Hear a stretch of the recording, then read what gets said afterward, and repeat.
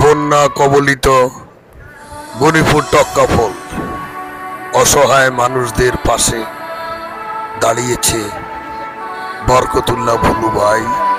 তার এই যে হালকা খাবার খিচুড়ি পরিবেশন করছেন গনিপুর টক্কাফলে, আমরা দেখতে পাচ্ছি বিএনপি সদস্যরা দাঁড়িয়ে বিভিন্ন অসহায় মানুষের হাতে এই যে সামান্যতম খিচুড়ি তুলে দিচ্ছেন। একবেলা হলেও খাবার তাদের পাশে এসেছে হয়তো গুটি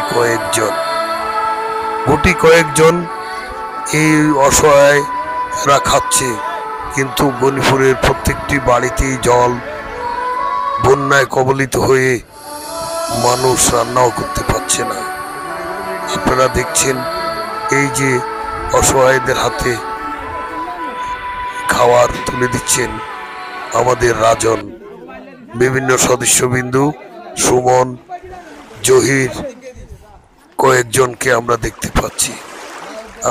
পাচ্ছি এই যে সামান্যতম খাবার হলেও পাশে এসেছে, মানুষের ঘরে গিয়ে গিয়ে এই সামান্য খাবার তুলে দিচ্ছেন।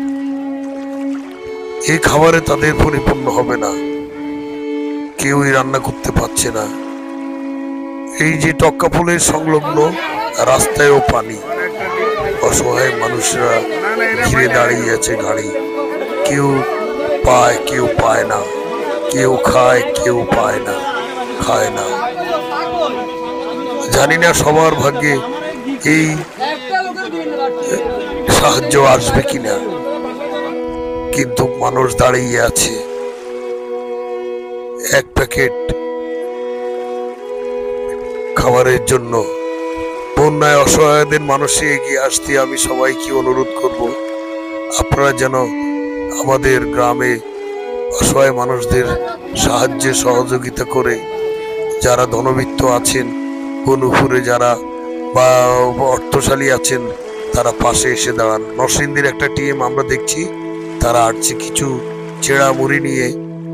পানি মাজা পরিমাণ, নেই স্যানিটেশনের ব্যবস্থা, নেই খাবার পানি, নেই আসার রাস্তা। এই যে এক গাড়ি খিচুড়ি নিয়ে যাচ্ছে, হয়তো স্কুলে যাবে, না খুঁজে খুঁজে মানুষের ধারে ধারে বাড়িয়ে দিবে। ছোট বাচ্চারা পর্যন্ত আজ এই যে ক্ষুধার জ্বালায় দাঁড়িয়ে আছে। মনে হয় একটা গাড়ি এসেছে, তারা সাহায্য নিয়ে মানুষের জন্য, জীবনের জন্য এই প্রতিশ্রুতি নিয়ে তারাও এসেছে, চাল ডাল নিয়ে। আর বাড়িয়েও কিছু হয়তো সামান্য খাবার পাচ্ছে, কিন্তু শোয়ার জায়গা নেই কোনো বাসস্থান। অসহায়ভাবে জামা কাপড় রাস্তায় শুকাতে দিয়ে তারা দাঁড়িয়ে আছে এক কাপড় পরে। আমি বলবো সবাই যেন জামা কাপড়, খাওয়া যেন সাহায্যর হাত নিয়ে এই গনিপুরে আসে। গনিপুরের মানুষগুলা বেদনা নিয়ে এখনো রাস্তায়। আপনারা দেখছেন পানির বহমান স্রোত বাজারের মার্কেটের ভিতর দিকেও চলে যাচ্ছে। কখন আমাদেরকে রক্ষা করবে? আমি মহিউদ্দিন মোহন, তুলির পরশ টেলিভিশন থেকে সবাইকে বন্যায় কবলিত মানুষের আশ্রয় এবং সবাইকে সান্ত্বনার হাত বাড়িয়ে দেওয়ার জন্য অনুরোধ করছি। আল্লাহ হাফেজ।